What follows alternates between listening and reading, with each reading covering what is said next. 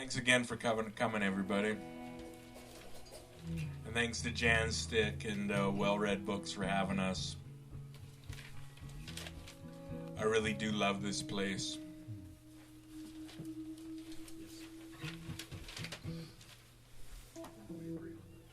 Sam does as well.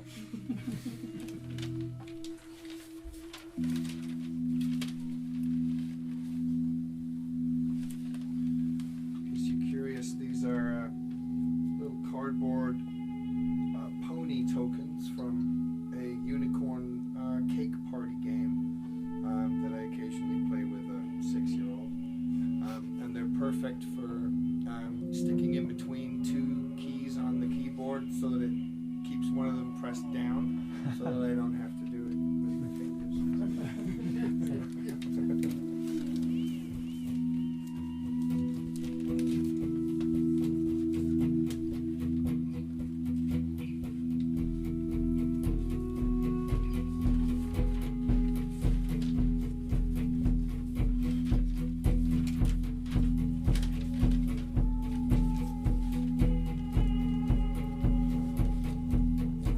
Dickie tipped. I tried tipping the barista 50 cents, but hit the buttons wrong and tipped 5. Some other people have done this too, I guess. I want to explain, but the man behind me is yakking. I momentarily think, who is this clown and why is he fucking with my life? Finally, I clarify the tip fiasco and the barista is indifferent. 2 steps from exiting, I realized I grabbed Yakking Man's coffee. He's in pursuit, waving. I pivot, return his drink, and avoid eye contact.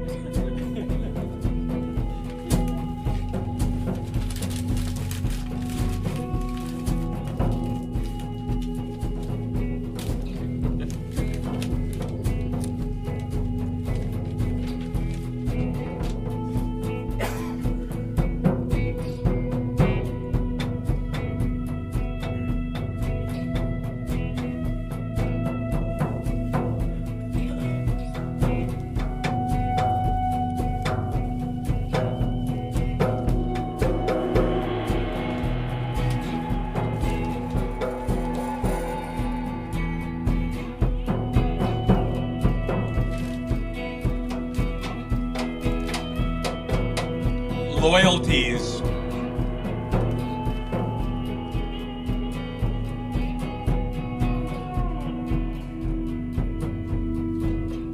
I tromped to the gold rush on 3 hours sleep and watched the World Cup final on a bar stool. I root for Croatia because they are underdogs and because the Balkans have had it tough. When France goes up 4-1 in the 65th minute, I pay and leave. Once home, I check the score online. 4-2, 20 minutes left. I worry I left as soccer's greatest comeback began. I root for France.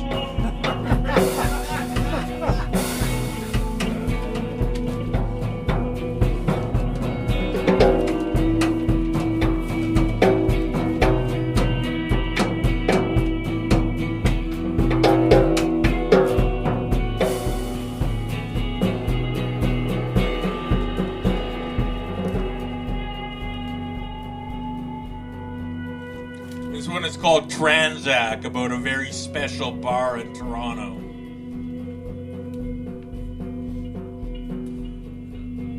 The band you see before you here today would fit right in at the Transac. The Transac is the Toronto, Australia, New Zealand club, though Aussies and Kiwis are rare. It's a boxy two-story affair at Bloor and Brunswick, a music hall subdivided into 3 venues. The Transac has all gender bathrooms.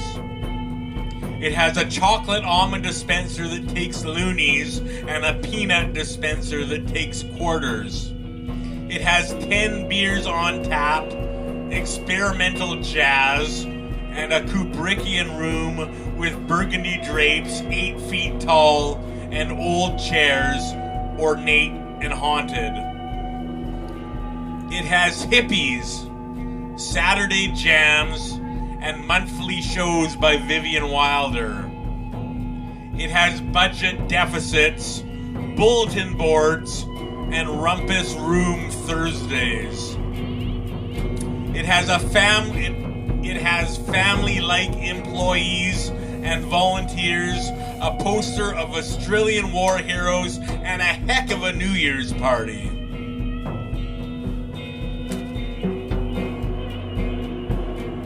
It has free shirts for staff, a membership recognition plaque begun and abandoned in 2011, and collapsible blue chairs. It has free rehearsal space, queer raves, and few security problems. I'm the security guy. I guard the entrance and say, "Smoke over there," if I feel like it. First-timers ask, "What is the Transac anyway?" It's a non-profit organization, I say. That's true, but insufficient. Like describing Charles Manson as American. I should say it's a state of mind, ethereal despite its concrete.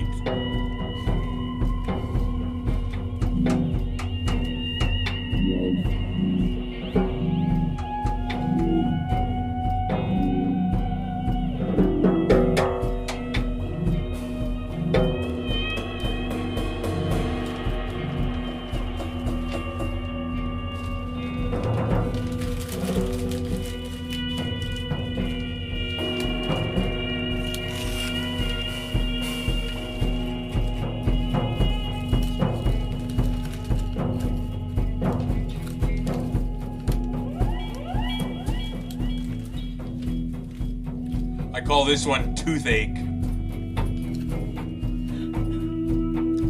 Over-medicated on milquetoast painkillers, I try to sleep.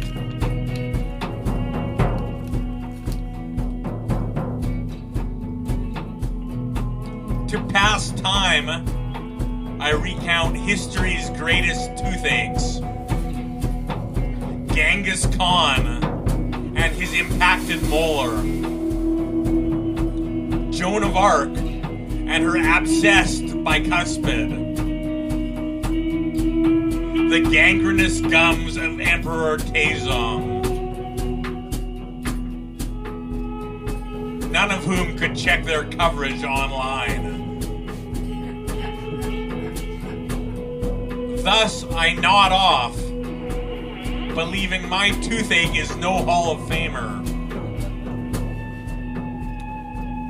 But the next morning, hot coffee splashes my raw nerve, and I reconsider.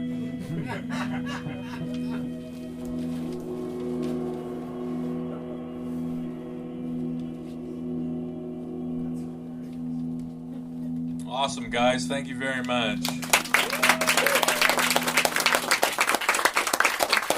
Environment Canada says it's getting up to -20 tomorrow.